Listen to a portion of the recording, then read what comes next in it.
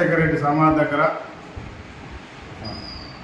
Andhra Pradesh assembly 114 జాబితాలో విడుదల చేయడం జరిగింది. అవి విడుదల చేసిన సందర్భంగా ప్రత్యేకంగా సిడబ్ల్యూసీ మెంబర్స్ ఎన్ రఘువీరారెడ్డి గారికి, కొప్పుల రాజు గారికి, అదేవిధంగా గిడు రుద్రారాజు గారికి, ఆంధ్రప్రదేశ్ పిసిసి అధ్యక్షులు శరీఫ్లమ్మ గారికి, మా కదిరి ప్రాంతానికి మైనార్టీలకు మన శ్రీనివాస్ అన్న గారికి ఎమ్మెల్యే అభ్యర్థి సీటు, కాంగ్రెస్ పార్టీ ఎమ్మెల్యే అభ్యర్థి సీటు ఇచ్చిన దానికి ప్రత్యేకంగా వాళ్ళకి ధన్యవాదాలు తెలుపుకుంటూ,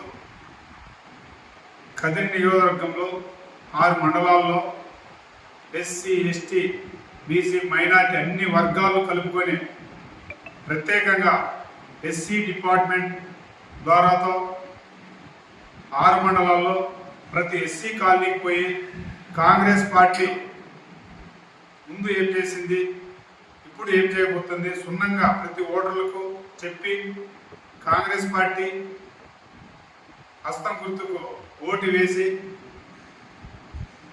ఎమ్మెల్యే అభ్యర్థి అయినటువంటి శ్రీనివాస్ అన్న గారిని గెలిపించాల్సిన బాధ్యత మన కదిరి నియోజక ప్రజల మీద ఉంది. కాబట్టి ప్రధానంగా ఏమంటే ఆ రోజు 1977 సంవత్సరం మునుపు ఎస్సీ కాలనీలు ఒక ఊరికి ఎంతో చాలా దూరంగా ఉండేవి.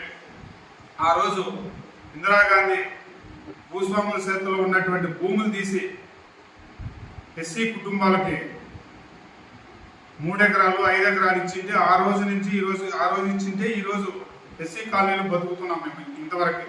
అదేవిధంగా 2 సెంట్లు 3 సెంట్లు కూడా కాలనీలు ఇచ్చి ఈరోజు ఆ ఇందిరమ్మ కాలనీలు ఇచ్చి ఆ రోజు ఇచ్చింటే ఈరోజు ఊర్లే కలిసిపోయినాయి.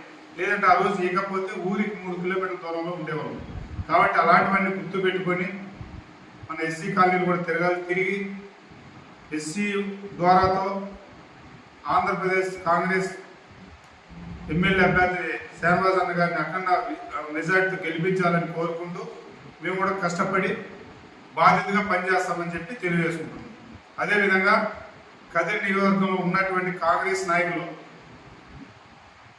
కాంగ్రెస్ కార్యకర్తలు అందరూ కలిసి వచ్చి మనకు అవకాశం వచ్చింది, మైనార్టీకి అవకాశం వచ్చింది, ప్రతి ఒక్కరూ కష్టపడి పనిచేయాలని చెప్పి తెలియజేసుకుంటున్నాం.